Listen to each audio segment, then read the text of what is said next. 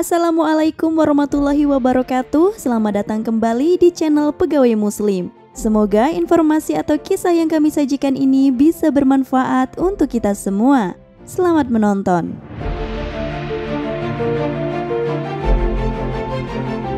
Umar bin Abdul Aziz sering disebut sebagai Khulafaur Rasyidin kelima atau juga Umar II. Umar bin Abdul Aziz adalah salah satu khalifah dinasti Umayyah yang berkuasa dari tahun 717 hingga 720 Masehi. Meski hanya memimpin selama kurang dari 3 tahun, gaya kepemimpinan, keteladanan, prestasi, dan jasanya membuat ia begitu dicintai rakyatnya. Selain itu, Umar bin Abdul Aziz adalah orang soleh yang merupakan cicit dari khalifah kedua, yaitu Umar bin Khattab. Umar bin Abdul Aziz lahir di Madinah pada tanggal 2 November tahun 682 atau 26 Safar tahun 63 Hijriah. Sang ayah, yaitu Abdul Aziz, berasal dari dinasti Umayyah dan masih terikat hubungan keluarga dengan khalifah ketiga, Utsman bin Affan. Sementara itu, sang ibu Ummu Asim binti Asim adalah cucu Umar bin Khattab. Umar bin Abdul Aziz menghabiskan sebagian masa kecilnya di wilayah kekuasaan ayahnya di Mesir. Umar bin Abdul Aziz kemudian menerima pendidikan di Madinah yang saat itu kepemimpinan kota tersebut sudah diambil alih kembali oleh pihak Umayyah pada tahun 692. Umar menghabiskan masa mudanya di Madinah. Ia menjalin hubungan erat dengan orang-orang saleh dan perawi hadis.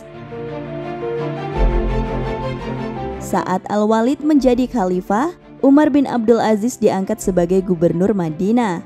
Penempatan Umar bin Abdul Aziz di Madinah diharapkan mampu menjadi jembatan untuk meredakan ketegangan antara penduduk Madinah dengan dinasti Umayyah.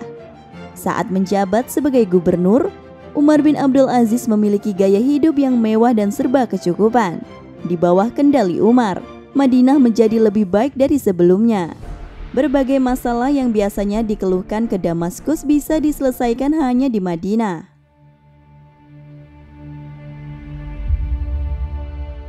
Selama memerintah di Madinah, Umar membentuk Dewan Syura atau musyawarah yang anggotanya berjumlah 7 orang. Para anggota Dewan Syura itulah yang kemudian membantunya dalam menjalankan perintah provinsi di Madinah. Kebijakan yang diambilnya membuat puas berbagai pihak. Kemasyhuran membuat kelompok Syiah yang dipandang sebagai penentang Umayyah di Irak kemudian hijrah dan berlindung di Madinah. Hal ini dilakukan karena kelompok Syiah mendapat diskriminasi dari gubernur mereka, yaitu Al-Hajjaj bin Yusuf. Kelompok Syiah mendapat perlakuan diskriminatif karena kerap melontarkan kritik kepada pemerintah Umayyah. Hal ini menimbulkan rasa tidak suka dari pemerintah Umayyah. Akibat melindungi kaum Syiah, Umar bin Abdul Aziz dicopot dari jabatannya sebagai gubernur Madinah atas saran Al-Hajjaj bin Yusuf yang sudah lama menjadi tangan khalifah dinasti Umayyah. Walaupun dicopot dari jabatannya, Khalifah Al-Walid tetap dekat dengan Umar bin Abdul Aziz. Saat Al-Walid meninggal dan posisinya digantikan sang adik, Sulaiman bin Abdul Malik, posisi Umar di istana semakin penting, yaitu sebagai penasihat utama khalifah. Pengangkatan Umar bin Abdul Aziz sebagai khalifah terjadi setelah proses panjang. Awalnya Sulaiman bin Abdul Malik ingin putra pertamanya, yaitu Ayub, yang menggantikan dirinya. Namun, Ayub meninggal pada awal 717 Masehi. Sementara itu, putra lain Sulaiman sedang berperang di Konstantinopel. Pilihannya kemudian jatuh kepada Umar bin Abdul Aziz dengan putra mahkota Yazid bin Abdul Malik. Banyak yang terkejut dengan penunjukan Umar bin Abdul Aziz, termasuk dirinya sendiri. Dalam ngaji filsafat edisi 210, Sherry the Philosopher King, dikisahkan oleh Fahrudin Faiz, pembaiatan Umar bin Abdul Aziz dilakukan pada tahun 719 Masehi atau 99 Hijriah. Penasihat kerajaan yang lain, Raja bin Haywa, menyampaikan wasiat Sulaiman bin Abdul Malik yang selama ini dirahasiakan. Saat itu umat Islam menunggu di masjid pengumuman siapa khalifah berikutnya. Begitu diumumkan penerusnya adalah Umar bin Abdul Aziz, semua senang kecuali Umar sendiri. Umar naik mimbar lantas berkata, "Wahai manusia, demi Allah, sesungguhnya saya tidak pernah memohon perkara ini kepada Allah satu kali pun. Sesungguhnya jabatan ini diberikan tanpa permusyawarahan terlebih dahulu, dan saya tidak pernah memintanya." Umar bin Abdul Aziz selalu meminta rakyat untuk memilih khalifah terbaik versi mereka. Namun kecakapan dan keadilan Umar bin Abdul Aziz membuat umat Islam yang ada di masjid menolak untuk mencabut baiat. Umar kemudian duduk dan menangis. "Alangkah besarnya ujian Allah kepadaku."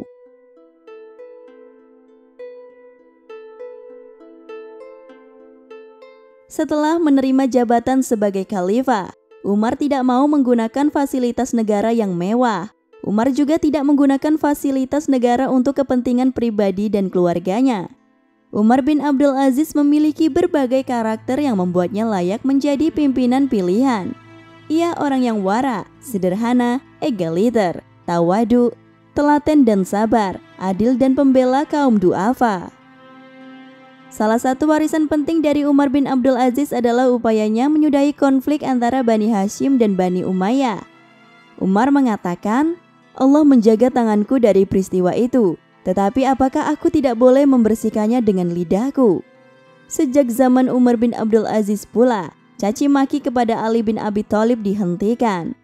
Sebelum era kekhalifahan Umar, setiap kali khotbah Jumat diakhiri dengan memaki-maki Ali terkait perselisihan antara Bani Umayyah dan Bani Hashim, dan sejarah panjang yang melibatkan pendiri dinasti Umayyah, Muawiyah bin Abu Sufyan. Menurut Umar bin Abdul Aziz, budaya caci maki yang demikian sudah saatnya dihentikan. Ali bin Abi Thalib adalah sosok yang dijamin masuk surga, pemimpin yang dicintai Allah, salah satu orang terkasih Rasul-Nya. Umar bin Abdul Aziz berusaha memperbaiki segala tatanan yang ada di masa kekhalifahannya, seperti menaikkan gaji para gubernur, memeratakan kemakmuran dengan memberi santunan kepada fakir miskin, dan memperbarui dinas pos. Apabila ada rakyat yang melihat pejabat negara tidak memperlakukan rakyat sebagaimana mestinya, Umar meminta untuk melaporkannya dan sang pelapor akan diberikan hadiah. Kebijakan lain yang dibuat Umar bin Abdul Aziz adalah menyediakan subsidi bagi orang miskin. Dia juga memperbaiki sektor pertanian dengan membuat irigasi, sumur dan jalan raya. Umar yang terkenal saleh dan dekat dengan ulama, juga memberikan tunjangan kepada para guru dan mendorong pendidikan supaya lebih baik. Di bidang pajak, Khalifah Umar membebaskan pajak jizyah bagi mu'alaf. Umar menganggap pajak bukan soal status fungsi individual. Bila warga muslim non-Arab membayar pajak tanah, maka menurutnya masyarakat Arab juga harus membayar pajak tanah-tanah yang dimilikinya. Karena tata kepemimpinannya, rakyat yang dipimpin pun mencapai kemakmuran. Salah satu indikator kemakmurannya terlihat saat para amil zakat berkeliling di tiap perkampungan hingga ke Afrika untuk membagikan zakat. Akan tetapi, saat itu mereka tak menjumpai satu orang pun yang mau menerima zakat. Semasa memimpin, Umar bin Abdul Aziz disebut tidak pernah berniat menumpuk harta untuk kepentingan pribadi. Umar justru menyerahkan hartanya untuk kas negara. Selain itu, Umar juga menolak tinggal di istana. Umar bahkan meminta istrinya, Fatimah binti Abdul Malik, untuk menyerahkan perhiasan-perhiasan ke kas negara. Umar bin Abdul Aziz juga mengawasi langsung jalannya sistem pemerintahan, dari persoalan yang ringan hingga persoalan yang besar. Selain itu, Umar juga mengikuti perkembangan yang dialami pejabat di daerahnya. Umar menghabiskan waktunya untuk mereformasi kebijakan pendahulu dari segi politik, agama, ekonomi, administrasi, sosial, dan seluruh aspek kehidupan. Ia lantas menginstruksikan para pejabat daerah untuk melakukan hal yang sama. Umar bin Abdul Aziz wafat saat dalam perjalanan dari Damaskus ke Aleppo. Umar jatuh sakit hingga akhirnya ia meninggal di bulan Februari tahun 720 Masehi di usia ke-37 tahun. Sepeninggal Umar bin Abdul Aziz, tampuk kekhalifahan diserahkan kepada sepupunya yang juga saudara seayah Khalifah Al-Walid dan Khalifah Sulaiman, yaitu Yazid bin Abdul Malik.